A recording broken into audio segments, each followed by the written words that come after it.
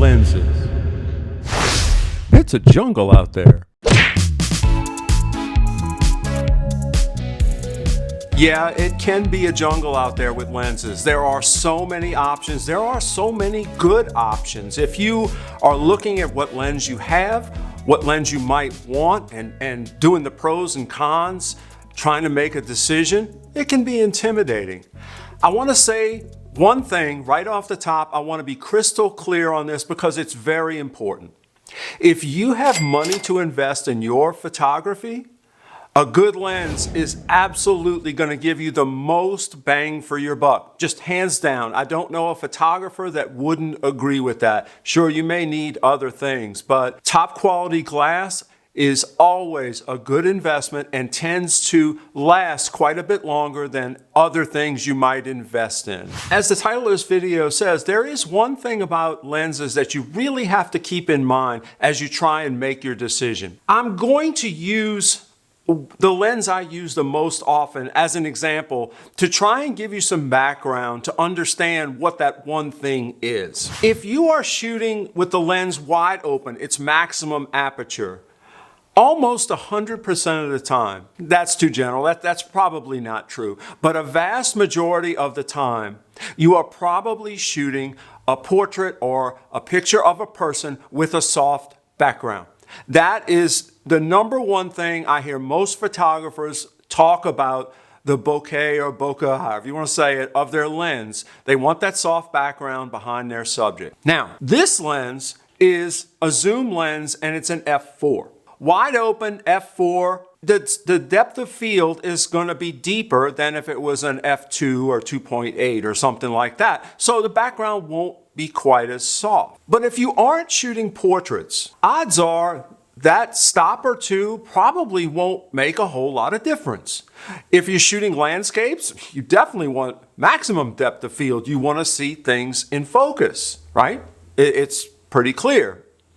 If you shoot action and sometimes the available light means you have to have a pretty wide f-stop, the wider the f-stop, if you're shooting something fast, the better the chance your camera might miss focus. So you want a little bit of room there if you're shooting action. Again, you're not always just cranking the lens wide open for landscapes or action, right? Does that make sense? So the reason I'm talking about this lens is this is the 24-105L. It's an f4 all through its zoom range. There is also the 24-70 f2.8. Now, yes, it's got that one stop more for over $1,000 more. And I would argue that the glass in this lens is pretty close in quality to the glass in the other lens. But the other lens doesn't have that 105 millimeter reach. So it's not as versatile.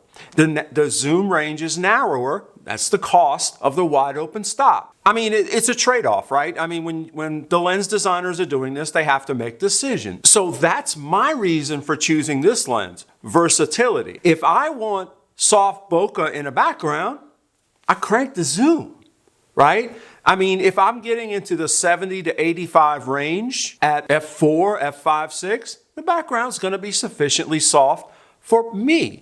I don't want the background to be gone. Okay, so that's the example I wanted to set for this discussion. Okay, for everyone who's fast forwarding through the video just to hear that one thing, I'm gonna go ahead and give it to you now just to satisfy your curiosity. It's the one thing that you need to know about all lenses. All the money goes toward creating the fastest f-stop. That's it. It's not complicated. But wait, there's a lot more to it. All the other optical quality comes along for the ride. It's all about light transmission. They're designing the lenses with the maximum light transition with the fewest aberrations of all kinds. So the light just gets from outside the lens to the imaging surface as purely as possible and as much of it as possible. The reason this is important when you make your selection of lenses is why are you choosing a certain lens? Go back to my example. Are you always cranking that lens wide open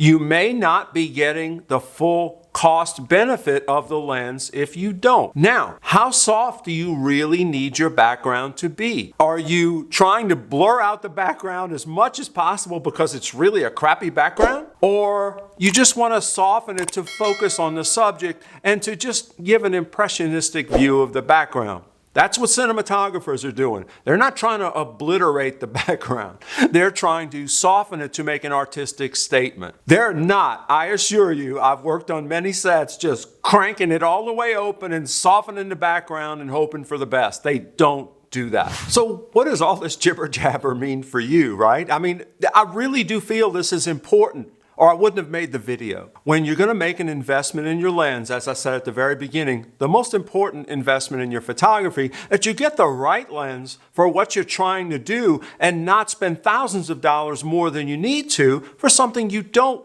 need to do. Go back, a great lens is never a bad investment. However, it's a cost-benefit analysis, right? Unless you have unlimited money, you really don't care, just get the best of everything. I can't say that's a bad strategy. But if you live in a world of a budget, and you're trying to get the most bang for your buck, this information is very important because it points you back to the kind of photography you're doing when you're making your lens selection. So let's talk about a few things that would influence this, right? First off, if you're printing your work and you're printing it very large, you're gonna need some high optical quality even if you don't shoot with the lens wide open. It goes back to, what do you really see? If you're in the commercial world, yes, again, you need top optical quality because the people who are looking and valuing your images know what they're looking at and are paying probably for the absolute best. So yeah, you're gonna be shooting with the best lenses. You have to. If your style is dominated by shallow focus, if that's your signature style, you're gonna be shooting wide open almost all the time.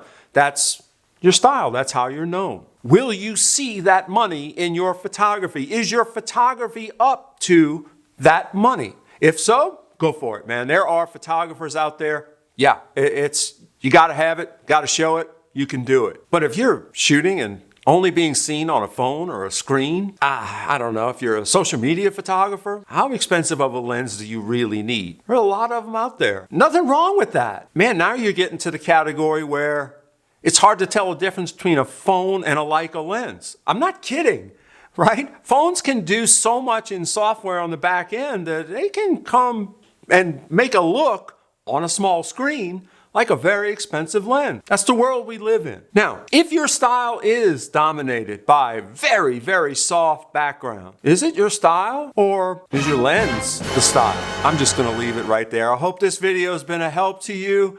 Let me know in the comments. This could spark a lot of comments. I'll look forward to it. Until the next video, cheers.